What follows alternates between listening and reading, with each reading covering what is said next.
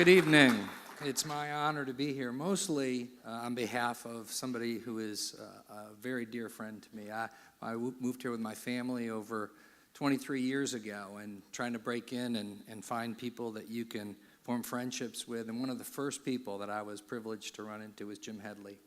And he immediately invited me into his circle of friends and took me on as a project, I'm sure, at that time. And it's just been an honor to be his friend, walk along beside him for 23 years, and to be able to see, also as a board member at Summit, just experience the firsthand amazing story of Summit Energy and to see Jim's leadership alongside of it.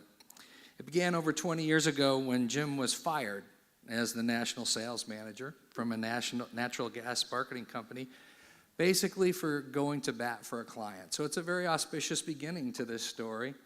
But that's the kind of guy Jim is, going to bat for what he believed in. And it's a value then he would then build his business from. And in fact, he decided to launch his consulting firm from his basement to negotiate better natural gas and electricity bills for industrials, even though his wife, Jenny, was pregnant at the time with their fourth child. And they were in the middle of building a new home. So not so good timing, Jim, on that. But was it? Because although in the first couple of years they were very lean, his first two customers were actually small Kentucky municipalities who couldn't afford to pay him more than $500 per month. But Jim was grateful for their business, and over the years he never raised their fees. 16 years later, as you saw the statistics up there with Jim's leadership and a very gifted team, many of them are right here, Summit had grown to 325 employees, managing over $20 billion in spend in over 53 countries and many, many Fortune 500 clients. So there could be a lot of things that you could attribute to their success, like market timing or a great business model. But what was truly distinctive about Summit that I saw was its people and its culture. And this culture was defined and modeled and led by Jim. I watched Jim grow into a strong leader who, most of all, just loved to encourage people's hearts. That's what he thought about. That's what he woke up every day trying to do. He appreciated it and valued them. For example, these guys will tell you he wrote a letter to their parents, just thanking them for the great job they had done and what an honor it was to work with them. So he invested in their development. I saw him bring in character training to the people, and he just cared about helping them get better. And as a result, he developed an energized workforce with high employee morale and a client retention rate of 98%. So as you saw in there, Jim still is encouraging the heart of people. He looks for people that he can invest in, that he can help out. He founded this organization called Teach to Transform, where they're literally going into communities all over the world, teaching people how to do medical care through churches there. And he's making a huge difference still. And he and Jenny love to invest in things that really give back, and many missions project. So I would just conclude by saying it's really my privilege to introduce Jim. Thank you for having me. He often will quote me on things that I've said over the years, as we've had a relationship for a long time, and I have these little quips. But the reality is that Jim has invested and mentored me far more than I him, and I'm deeply grateful for that. So Jim Headlee, entrepreneur, encourager of the heart, friend, but above all, Jim, man of integrity, devoted husband to Jenny, devoted father to your 4 children, and a faithful follower of Jesus. Congratulations.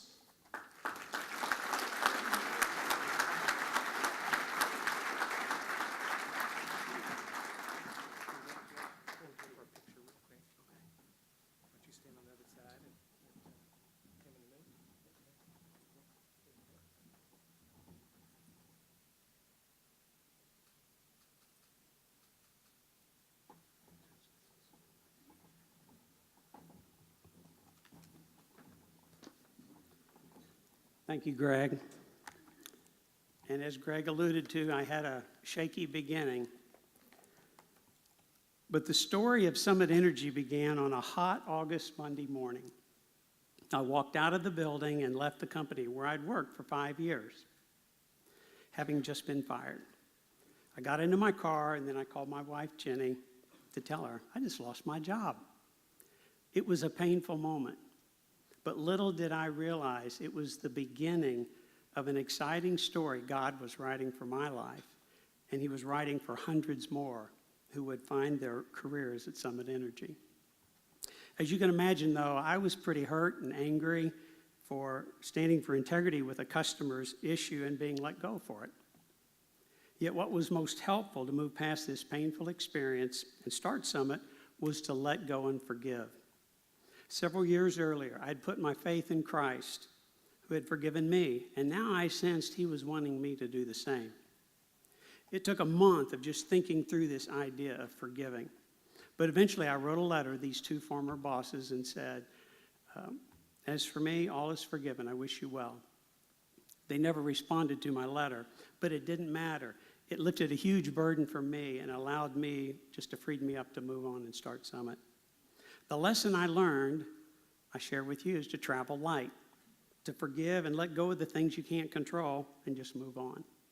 It happens to all of us at some point, so travel light. Okay, I'm unemployed, so what do? Well, I'd sold energy for 5 years to industrials, and I decided to start a company to sit on their side of the table and help them buy their energy. I was excited, and I so believed that this was a needed service. Purchasing natural gas and then electricity was complex. I knew a great deal about how to do it, and I could deliver valuable cost savings. But it was slow to get started those first 2 years. This was a new concept to allow someone outside, even with expertise, to manage their company's energy purchasing decisions. Well, given the slow start, at the end of 2 years with just a few small customers, Jenny and I had debt, and we were nearly out of all of our resources. Yet she continued to encourage me, and I firmly believed it was going to work. The second lesson I learned is an entrepreneur needs to have more than passion and perseverance. You need to be relentless. Be relentless at believing in your mission. I pledge to each prospective customer, if you hire me or if you choose to do business with me, I'll be worthy of your trust and I'll do what I say I'll do. And the guys on the team have heard that a lot over the years. I was relentless to get companies to become raving fan Summit customers. The third lesson I learned was the importance of leadership. So many employees up and down organizations today are starved for leadership. And I wasn't being a leader either. When there was about 12 employees at Summit, they asked, Jim, could I ask, what are your plans to grow the company? And another one asked, can you give me some feedback back on how I might be performing? I thought, oh my gosh, they're needing leadership. I'm just being the boss, but they needed a leader. So I started reading books on leadership and articles, and I met with other leaders. I took them to lunch. I said, how do you lead? And through this, it became clear. An effective leader serves. You serve the people that are entrusted to you. You truly care for your people, and you value them. You set the example. You walk your talk. You share your vision that inspires for the future of your organization. You challenge yourself and your team to develop new and better processes. I was always willing to expand and change to new ways, but I always said, stay steadfast in our values. Never change that. At Summit, we resolved to be the best in the world at managing energy, and eventually we were the best in the world at managing energy. I learned a leader gives recognition for a job well done. You say thank you to your employees. It's pretty simple. We focused on being better and then let bigger take care of itself. Our people knew they had a voice in the company. We welcomed their thoughts and their ideas and how we could improve. They cared. They knew I cared and that they mattered. My wife, Jenny, was personally buying dozens of baby gifts each year to acknowledge the employee's significant life event. If the employee had other small children, Jenny had a gift for each of them. She didn't want any little brother or sister to feel left out of this exciting event of a baby arriving into their home. I learned the importance of writing personal notes of recognition and encouragement. It is significant. It's one of the ways you serve. Sincerely thanking them, recognizing their valuable service and contribution. In every hiring decision, we chose a person's character as our first and highest criteria.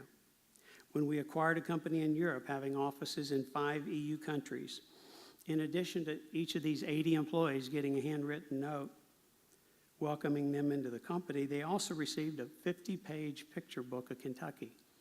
They likely knew where California or New York was, but I don't think they knew where Kentucky was. And I wanted them to know what Kentucky looked like.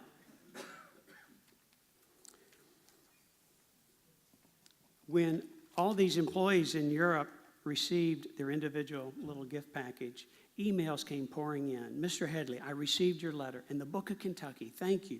You can count on me. So our merger went a lot easier because we immediately had them on board. They knew I cared and that they mattered. My challenge to you as an entrepreneur, be a leader that encourages the heart, as Greg had mentioned. It simply requires a love for your fellow man. So let those you lead in your own home and at work hear you say, I believe in you. I'm proud of you. Way to go. Well done. Thank you for this honor tonight and recognizing me for this. Thank you.